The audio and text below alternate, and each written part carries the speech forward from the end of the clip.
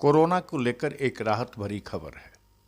शनिवार यानी आज से देश भर में कोरोना वैक्सीन को लेकर ड्राई रन की शुरुआत की गई है।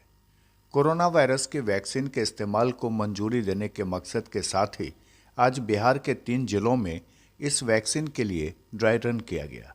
इस ड्राई रन में आज पटना के 3 अस्पतालों में ड्राई रन की शुरुआत की गई। इनमें दानापुर अनुमंडल अस्पताल, फुलवारी अनुमंडल अस्पताल के साथ ही पटना शहर के शास्त्री नगर अस्पताल में इस वैक्सीन के लिए ड्राई रन किया गया। दरअसल ड्राई रन के जरिए ये देखा जाना है कि टीकाकरण के लिए लोगों को ऑनलाइन पंजीकरण, डाटा एंट्री, लोगों के मोबाइल पर मैसेज भेजने और टीकाकरण लगने के बाद इलेक्ट्रॉनिक प्रमाण पत्र जारी करने में कोई परेशानी तो नहीं आ रही है। पूरे देश में एक साथ हो रहे इस ड्राई रन को मॉक ड्रिल कहें या फिर ड्राई रन, केंद्रीय स्वास्थ्य मंत्री के साथ ही राज्यों के स्वास्थ्य मंत्री भी निरीक्षण कर रहे हैं। बिहार में इस ड्राई रन के लिए 3 जिलों का चयन किया गया है।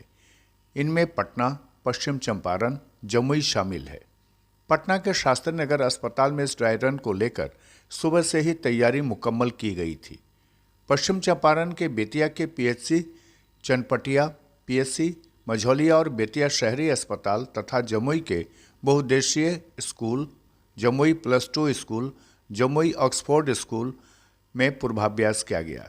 वैक्सीनेशन जो कोविड वैक्सीन है उसका हम लोग का मॉक ड्रिल है, ड्राई रन है। इस ड्राई रन में हम लोग को वैक्सीन एक्चुअली देना नहीं है, हम लोग को ये पूरी तरह से प्रैक्टिस करना है और ये पूरे बिहार को ये दिखाना है कि कैसे हमको वैक्सीन देना है, क्या प्रोसेस होगा, कितने चैम्बर्स होंगे, कौन कौन लोग होंगे। तो यहाँ पर हमारा जो कंसेप्ट है गवर्नमेंट ऑफ इंडिया के, यहाँ 3 चैम्बर्स होंगे। जो सबसे पहला होगा वेटिंग रूम होगा, उसके बाद हमारा वैक्सीनेशन चैम्बर होगा एंड थर्ड हमारा जो होगा ऑब्जर्वेशन रूम होगा।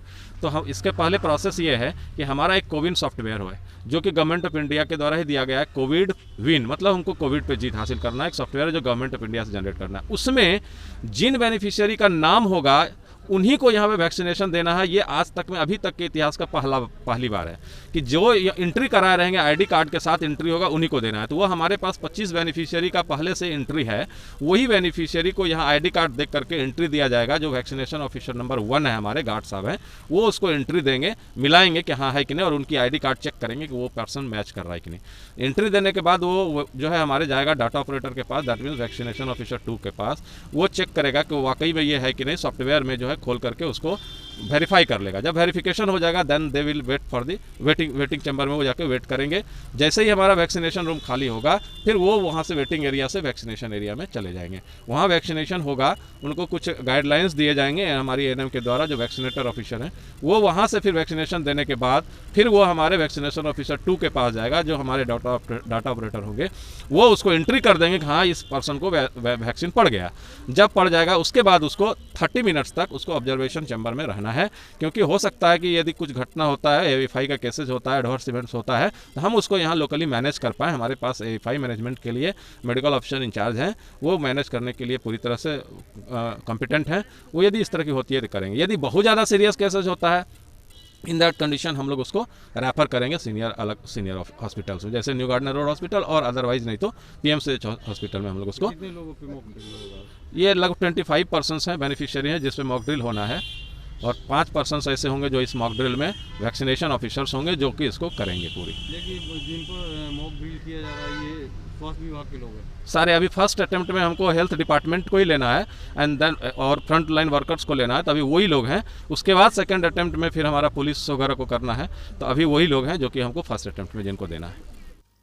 बहरहाल कोरोना वैक्सीन के ड्राई रन के दौरान टीकाकरण के भंडारण, उसकी ढुलाई के इंतजाम, टीकाकरण के दौरान भीड़भाड़ प्रबंधन के लिए सोशल डिस्टेंसिंग के इंतजाम भी किए जा रहे हैं।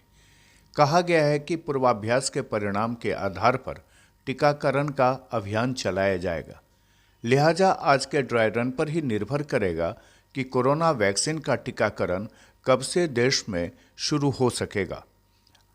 ये पटना के शास्त्री नगर की तस्वीर हमने आपको दिखाई है, जहां पर आज ड्राई रन चलाया गया और ड्राई रन के दौरान ये कोशिश की गई जो भी गाइडलाइन दिए गए हैं उसका पूरी तरह से पालन हो सके ताकि टीकाकरण की शुरुआत हो। खुलासा के लिए पटना से अनु प्रकाश की ये खास रिपोर्ट।